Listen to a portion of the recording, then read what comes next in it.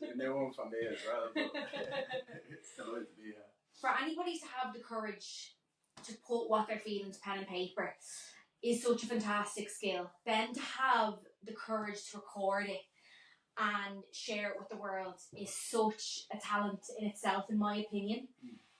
How did you get into poetry and performing? It kind of all happened by chance, to be honest. Like it was nice the way it worked. I was always writing since I was a kid. You know yourself, like, and drawing pictures and writing little stories and rhymes and lyrics and raps and stuff. Like, you know, I don't know really necessarily poems, but I kind of got back into it then in my early 20s. I started like doing it when I was a teenager, playing lots of sports, and I still do, and I kind of wasn't creating as much. But in my early 20s, I was kind of going through shit, and I don't know, I just started gravitating back towards writing, kind of expressing myself, trying to get shit off my chest, and but I had no intention of like showing anyone, do you know what I mean, or putting them online, do you know what I mean? I was just self-conscious. I didn't even think it was a thing anymore, like that poetry, that there was an audience for it, like, you know. Yeah, absolutely. Well, that's something I want to get into as well, is the popularity of it. I feel like it's just, and I don't want to be like, because it's not a scene I know a lot of. Maybe it has been there the whole time. Yeah. You know, like, do you find that it's, do you feel like there is more of a demand now, or? Yeah, well, just from talking to, like, I'm only new on the scene the last year or so, like, I've only been performing and sharing my work the last, literally about a year now, like, you know.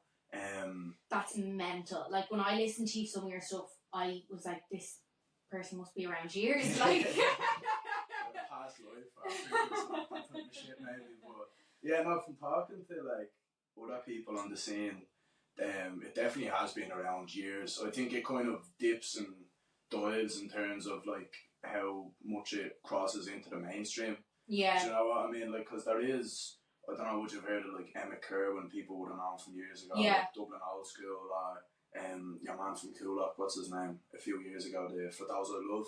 Okay, yeah, I know mean? that. Like, putting the spoken word to music, so I think it kind of comes in and out of, not popularity, because there is like a really good and thriving scene, but maybe in terms of like the mainstream public kind of being familiar with it, it probably just depends on, like, at the moment it's definitely on an upwards trajectory, like, you know. Absolutely, and I don't think you even need to be in that scene to see like how much it's kind of taken over. Yeah. Do you have a specific process when you're writing a piece? Like, what do you have to be in a certain mindset?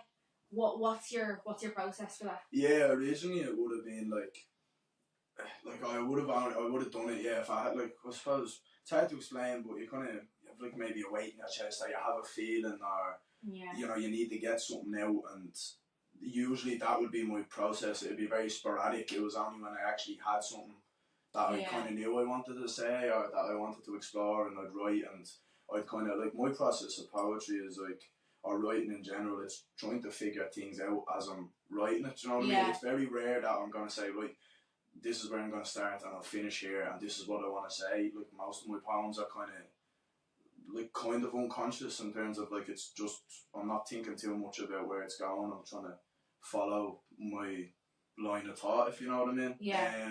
But as I've gone on and as I've kind of further enhanced my own craft, I try and write like every day, even if I'm not feeling particularly inspired, whereas I used to just rely on those rare moments of like inspiration where you know, it just comes out like fully formed, whereas now I just try and tip away at it just to build the craft and just to keep fresh, you know. But well, I'd say, I know what you mean, like, it's so lovely having no pressure to write, but I can imagine if that's how you write your pieces when you feel a need to inside.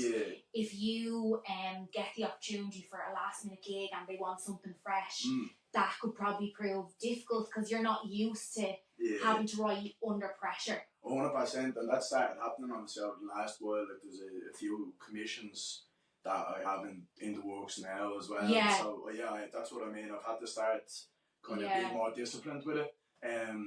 When the fact that it's becoming, I wouldn't say a career yet, but it's getting there. Like, you know, So yeah, I've had to be a bit more disciplined with it. But when I have to write about a topic, say like the Guinness poem, whatever you want to talk about, say if for that poem, like but they gave me loosely what they wanted me to say. Okay. And it was like, right, you have to write this. I only had 3 days to write that as well. 3 days? Yeah. So I was kind of shitting myself. But what I do in that instance, or with the other commissions that I have coming up, is say you wanted me to write a poem even for your business. Yeah. I'd have a chat with you, get to know you. You would tell me, say, your business ethos, or what are you trying to convey? Yeah. And then, like for the Guinness one, it was like, right, it's to celebrate Guinness and Shanachie and their collaboration. So, what does Guinness mean to people? Like, obviously not just gargle, but like, what is it? What happens with Guinness? people have a point when they're celebrating after a funeral, when they're wetting the baby's head. It's over it. They tell a story over it. It's like I just throw down like everything that I can think of to do with the topic, and then maybe leave it and then come back to it and start whittling away and then try and find the story within all the kind of bullet points, if you know what I mean. Yeah. Is there a specific place you write your best? It's not on the bus and on the darts. Yeah. But that's only a new thing as well. So I've been driving since I'm 18, but last summer my car got banjaxed and my insurance was up and I wanted to go away, so I made the decision. I was like, right, I won't get insurance, I'll just go away instead and save me money. So the last 6-7 months I've been getting the dart again and the bus again, and I'm kind of sick of it now, to be honest. But at the start it was a nice novelty, you know what I mean? But it's a bit of a pain in the bollocks when it's pissing rain. But But you see some serious characters there. That's it, and you're not going, you're in your car, you're going around with the music blaring, and you're not, whereas on the dart or public transport, you're mixing with people, you're seeing all walks of life, and you kind of have, especially I find if I don't have my earphones with me, or if I'm not playing music, you're tuned into your surroundings, and you can kind of, you get inspiration everywhere, especially a lot of my mates live over the south side, and I'd be going over to them on the dart, so you're going through town and you're just you're seeing everything, and you're seeing Dublin Bay, and it's very inspirational, Absolutely, because when you're in your car, you've your choice of music, you're in your own world, but on public transport you have no choice but to be immersed in, and you've no choice, especially if you don't have your earphones. Now why is that one doing that? What's her story? So I can imagine that would bring massive inspiration. It's like people watching, isn't it? You'll get carried, especially certain buses, yourself, some of the buses you get mad fuckers on. It's interesting. Who inspires you? Or what inspires you? That's a good question. Who? It's definitely a lot of people who inspire. Artistically or just in general? Or? In general. My background is history, so I studied history from my undergrad, and now I teach history at secondary school, and history was always my first love, in terms of I was just always fascinated with it. So a lot of people who inspired me, say historically, would have been I don't know, Nelson Mandela or Bobby Sands, or big titans of what they done and what they represented. But kind of closer to home, my dad, it's a huge inspiration. He was a great man, and just people around me, certain teachers I've had, and artistically then there's a few writers who kind of are on the scene at the moment too. From watching them, there's a few, I'm not going to name them because there's too many and I don't know. But say people who are writing now or who are doing anything, you see them in action and you're like, oh crap, you think you're doing well and you're got everything's going well, and then you see someone else and it's like, oh, that's the level. Do you know what I mean? And you have to rise to that, and that's a good thing. It challenges, you know what I mean? It keeps you on your feet. I totally get that. I do that in my own industry. It's like you said, you think you're doing well, and then it's a fine balance between it looking to someone else for inspiration, but not letting it get you down. Would you struggle with that? Would you find that difficult, or? Probably at times. It depends how. It's like anything. It depends how you look at it and channel it, I think, isn't it? If you can you can look at someone in a begrudging way, and say, oh, like whatever. But I think when you look behind it, or if you can look at it in the right perspective, you can say, well, like, they're brilliant and I want to be like that, so how do I learn off them? Rather than being intimidated by someone who is further ahead than you, you know? Yeah. And I think that's just a mindset, and maybe when I was younger I would have been intimidated by people who I thought were doing really well in any field, like not just what I'm doing. Whereas now I've kind of cultivated like people around me who are killing it in every walk of life. Do you know what I mean? Look, I've mates who play for Dublin. I've mates who own their own businesses. I've mates who are unreal artists. I've mates who are just doing class in everything, you know. And it doesn't matter what they're doing. It's that drive and ambition and just constant like learning that is very inspiring, you know. Yeah, absolutely. So a big part of poetry is storytelling. Would I be right in that? Yeah, definitely. And I think the Irish are known worldwide for storytellers, sometimes embellishing a little bit maybe. But I have to. Do you think with how, like, you know, with the modern world we're living in, do you think it's harder to find inspiration in, say, poets 50, 60 years back? There's no social media, like those type of pressures. I imagine, like, there's a lot of talk in my industry, in the beauty industry, of the pressures of social media, and I'm always really interested to see in other people's industries that are totally different to mine, what the likes of social media and all the comparisons we kind of do between ourselves and other people. Do you feel that, like? 100%, yeah. It's interesting you said it in your industry, even. Would that be in terms of like promotion and stuff? Or? Yeah, absolutely. Well, I mean, number one, you're seeing a lot, like my industry to some extent is saturated. So it makes it, in my opinion, and it makes it, you really have to, like, you have to think outside the box, and then once you get to that box, you have to think outside that box again, and then you'll probably stand out. You know? Do you? It's the very same. Yeah, it's just interesting you said that. Like, it's kind of made its way into every paradigm, every area. Yeah, no, 100%. And I was only looking at something last night. So my man James Blake, the musician, he put up a big thing about how the music industry is being killed. I think the arts in general are really suffering with social media, the internet, like the likes of Spotify even. But I think saturated is the right word. Like, as you said, the way that people consume information now, especially TikTok, has changed it totally as well. Like, even compared to Instagram, everything's short bursts of entertainment. And I think what's happening now, especially in music, and probably a lot of the arts in general, it's not actually like the best artists, say, who are making it. It's who can play the game the best, or who's good at social media, who's good at marketing themselves, you know. I find a lot of it is who's the most shocking.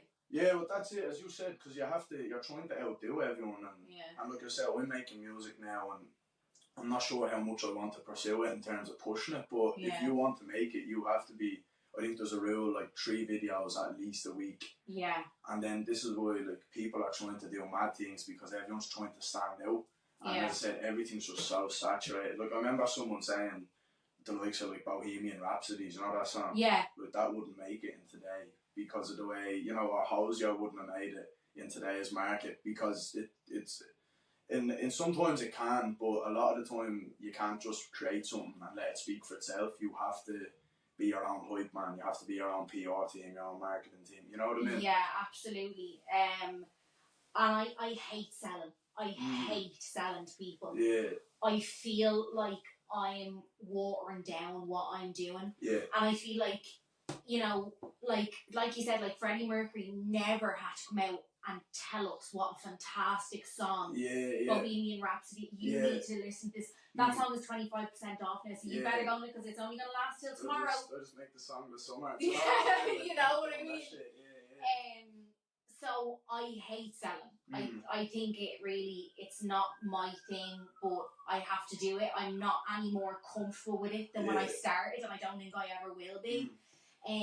But I definitely see that. And do you know what I miss? I miss the excitement of going into Golden Discs and picking up an album and the excitement. Like, getting the CD. Just getting the CD and listen to it. I remember you'd want to fast forward and you'd have to hold your button on the fast forward. I miss little things like that, and I know like anyone probably under the age of like, what age are you? 26. 26. I'm 27, so probably anyone under the age of like 25. They're like, what? They're like, what are yeah. they talking about?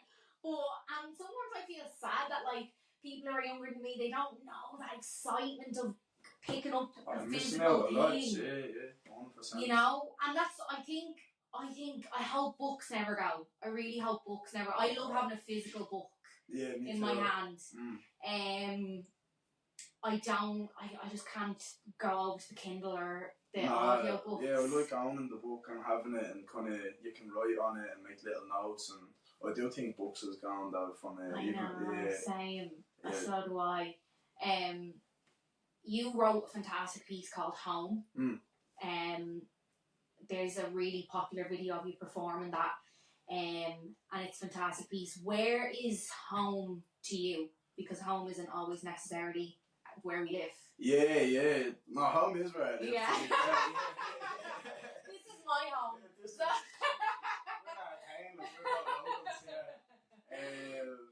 goblet next door. Home for me is, look, I'm from Beaumont, kind of Beaumont Whitehall.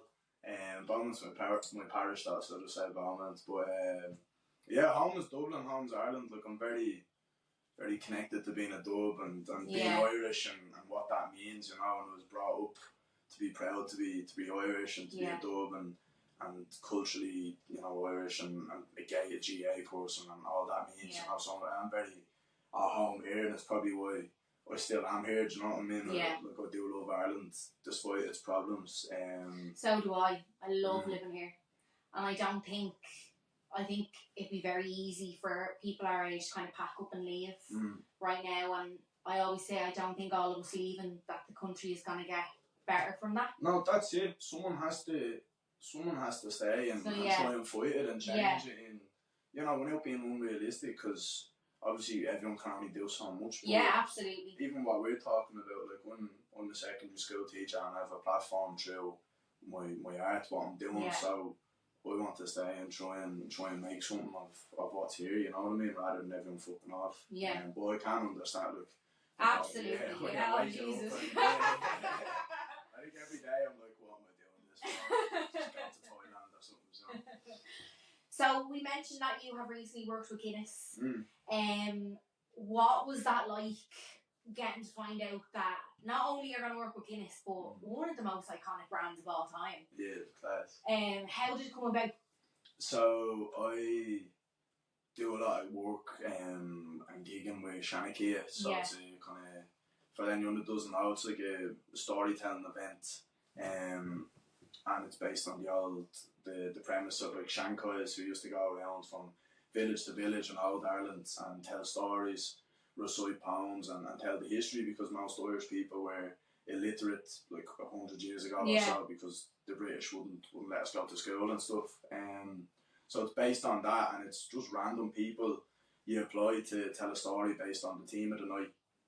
And you know, random people get up and do it. So I done one of them, the fella who founded it, Gaff, asked me would I do a poem, and he liked what I done. That was the home theme. So after that, then he just kind of kept asking me back. So last summer, Guinness and Shanachie had done a collaboration together, and they done like a 4-part series around Ireland in Dublin, Donegal, Kerry, and Mayo. And the first one was in the Guinness Storehouse.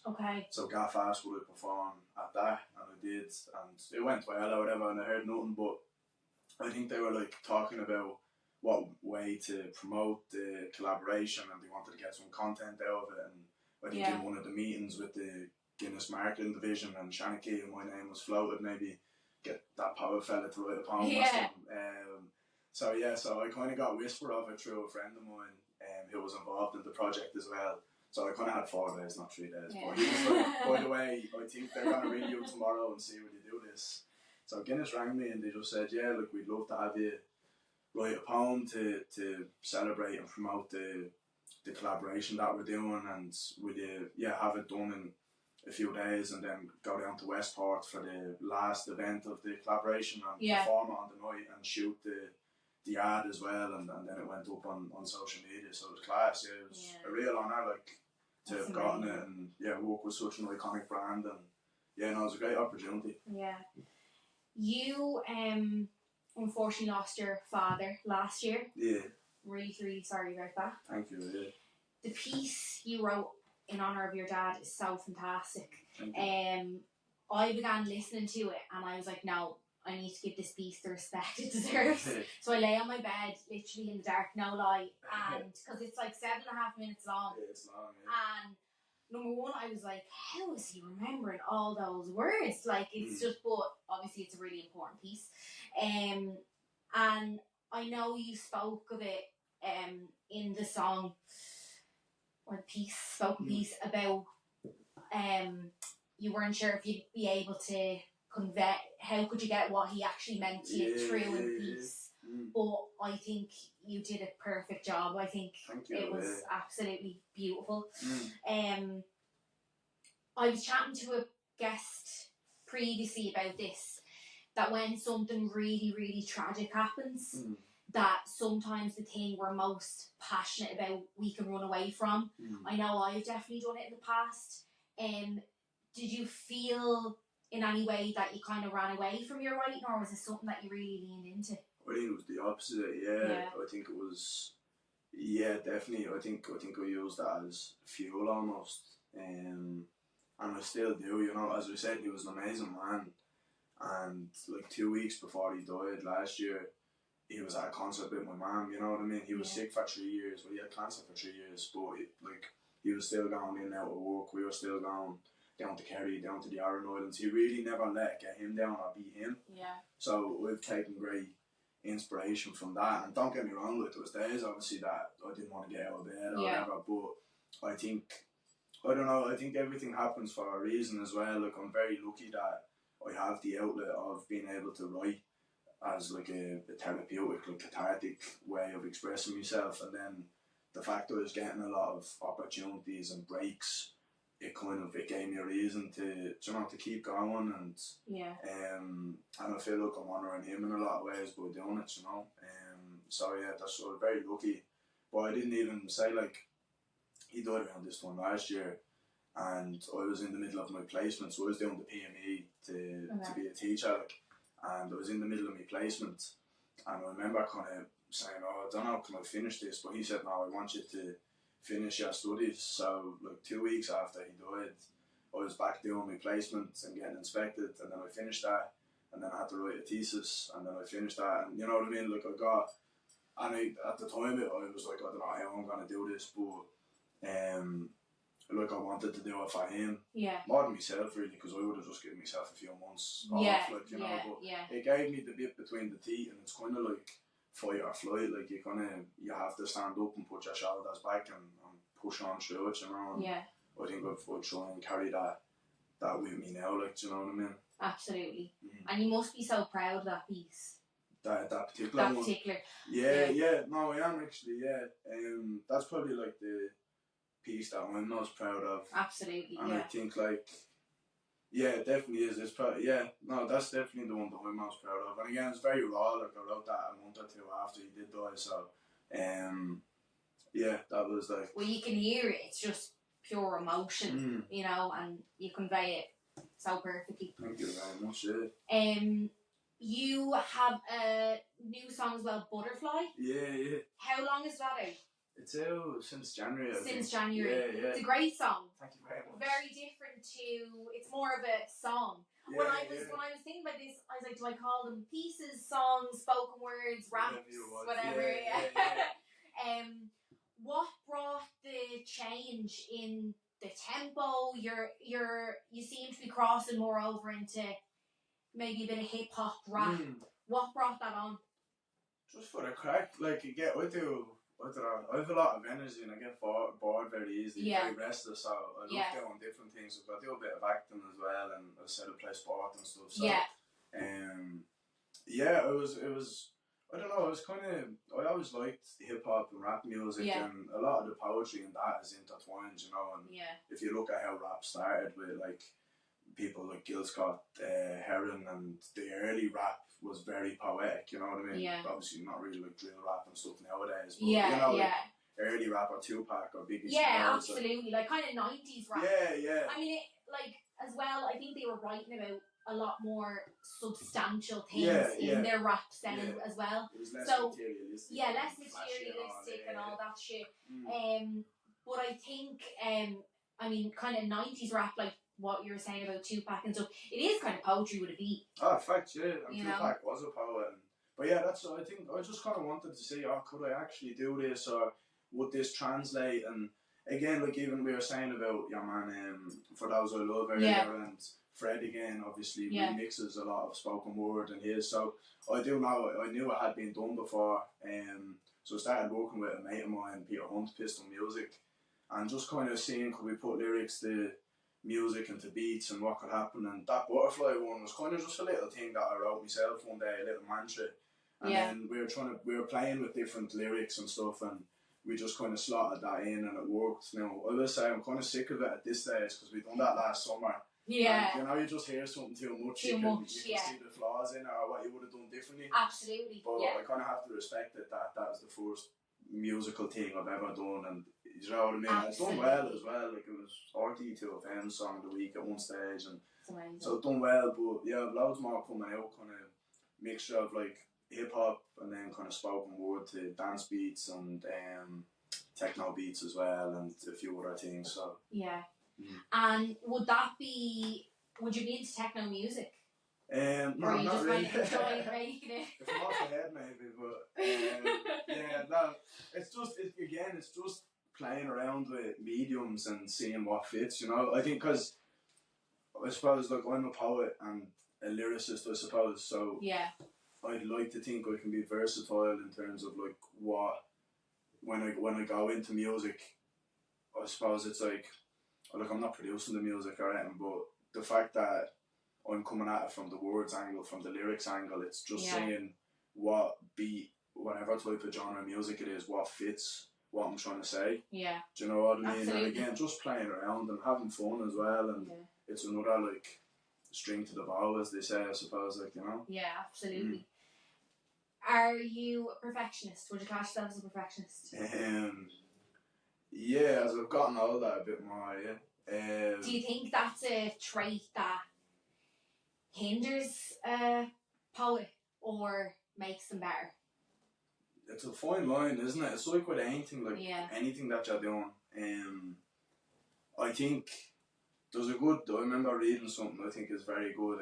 It's not Da Vinci. He said, like, art is never finished, just abandoned.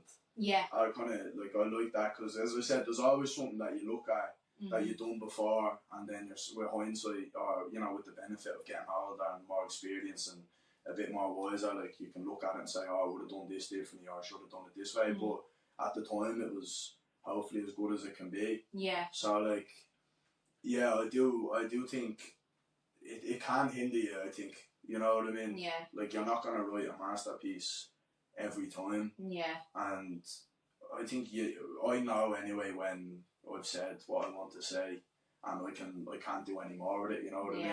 I think it's important though. Sometimes I used to rush, or like I'd write something and then I'd like have it finished in one day. Whereas now I tend to let things settle and try to come back to them a few days later with a fresh perspective and fresh eyes and see does it still make sense, like, you know, or see what else I could do with it.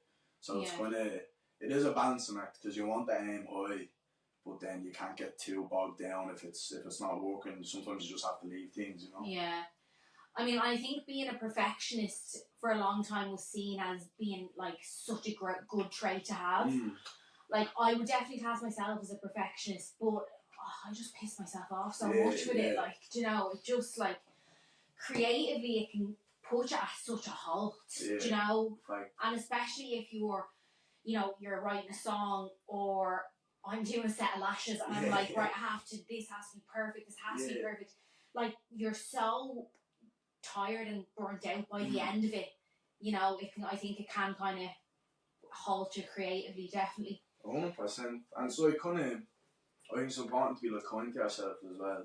Yeah. Like, you have to meet yourself at where you're at on any individual day. Like, you know, you're not always going to be at 100%. So you just have to, you have to be good to yourself. I think, like. Absolutely. Do you have a favourite venue to perform in? Ooh, I'm trying to think. I did see this question earlier. favourite venue. I'm trying to think. See, it's been such a whirlwind. Like the week just gone, I done 3 gigs. The week before, I done 2. So do you know what I mean? So they're all kind of rolling into one. I haven't had time to stop and assess. Where I loved performing for that Guinness poem. It was in Matt Malloy's bar in Westport. Okay. It's a really famous. Yeah, I've actually heard of that. Yeah. Your man who owns it, Matt Malloy, was in the Chieftains and like he's won Grammys and everything. So that's where I know the name. Yeah. The famous feels like that. Yeah. That was really cool. I love the Fumbly Cafe as well. That's where Shanachia takes place most of the time. It's a cafe, like, but they have a space for like shows and art installations and stuff. I'm trying to think where else. I've done a few on like Workman's, the International. The Guinness Storehouse event was really cool. Actually. Yeah, I'd say that's amazing. Yeah, that was sick, and it was all like done up obviously, and it was. Was it done in the 360 bar? Yeah. So like I was performing, and like the city's in the background, like and it was kind of like a summer night as well. Yeah. So it was like a lovely sky kind of coming in. That was really cinematic. Like that was really cool. Do you get nervous before you perform? Yeah, sometimes. Yeah, sometimes. I try not to let myself get nervous. I try and like downplay things, if that makes sense. Yeah. Like it works for me. Absolutely. Like I'll be like, I don't give a fuck here. Do you know what I mean? Even though I do, but just like, because if I start bigging it up in my head, then it'll get in on me, Absolutely. I think you do have to big yourself up in that instance. You have to kind of say, I'm well able for this. Yeah, that's it. Yeah, and just be like, again, look, it's like an attitude thing. Instead of being like, you need to impress all it is, it's like, no, like, obviously they're going to be impressed. Do you know what I mean? You just have to, like, you're obviously, you're just tricking your mind, but it works, like, a bit of bravado and, kind of just know what you're worth, I suppose. I do get nervous though. Yeah, I do, You mentioned you are a teacher, secondary school teacher. Do your... I can believe that.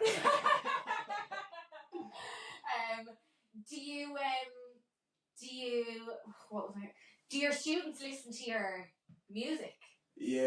Some of them have, the poems and stuff. Yeah. They've come across them, like. They've seen your videos and stuff. Yeah, they would have, because one piece, that home piece went viral, obviously. So I think it made its way onto the teenage algorithm somehow. But and then like once one of them sees it, they're all gonna see it because yourself, like if your teacher's doing something, you'd send it around.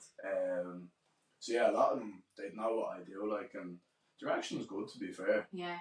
Well, I think if you have young people on your side, you're doing something well. Yeah. If like young people like it, like it's probably Well, you're doing something well. You're doing something. No, I haven't gotten any. I haven't gotten much stick off them anyway, so I think I'm doing alright. But it's funny. I'd rather like the two were kind of separate, but like it is what it is, Yeah, absolutely. Well, like, I mean, Jesus, when I was in school, there's no teachers like you, like, You'd think that though, but then there wasn't social media, so you wouldn't know what your teachers were doing, I suppose. Yeah, absolutely. That's very true, actually. For anyone who wants to go and see you live or wants to go see a night of poetry or spoken word, where are the best places, and have you any upcoming gigs where people can go and see it? We've loads. I'm trying to think now. Look to bigging yourself up now. Where am I doing? I've won Wednesday, if that's a corporate gig, so people can't we can't go to that. I'm going to New York next week, actually. No way! Yeah. To perform a gig? Yeah. That's incredible! Yeah, it's cool, I'm going with Shanachia. That's amazing. Are you looking forward to that? Oh man, I'm buzzing, I'm very excited. Yeah. That's unreal. It'll be class. I haven't been since I was like, I went once when I was 10 with my family, but I didn't appreciate it at all. I was like looking around for the beach and, you know what I mean? I was like, just easy. But no, I'm buzzing to go. So I have that. I have a gig in Dunleary on like the 23rd. It's like a jazz night as well. Yeah. On the 24th, I'm supporting a fella called Emmet O'Brien, a fantastic spoken word artist from Cabaret. I'm supporting him in the Workman's. He's gone off on a European tour. Okay. So that should be a cool night. Then I've one at the end of March as well. I think if people are interested, just they'll see it on your social media. That's my next question: is how can people reach out to you? How can people find your stuff? Mikey Cullen on Instagram and Mikey Cullen on Spotify as well. And I'm trying to make a website at the moment. I have one of my mates on that. Yeah. Takes time. Website is a pain in the ass. Yeah. Like, bad for like updating things, like even Linktree and stuff. Or YouTube, like people, kind of older people are asking me, I'm not on Instagram, like, you know, start putting on YouTube. But it's just trying to manage everything. Yeah. Absolutely. Well, I mean, I find I can be definitely obsessive with the social media side of things, and definitely there's a lot of days where I'd be a lot less pissed off if I didn't pay as much attention to it. So for your mental health, it's probably better. To be honest. Mikey, thank you so much. No, I've enjoyed this conversation so much. Me too. Thank you for being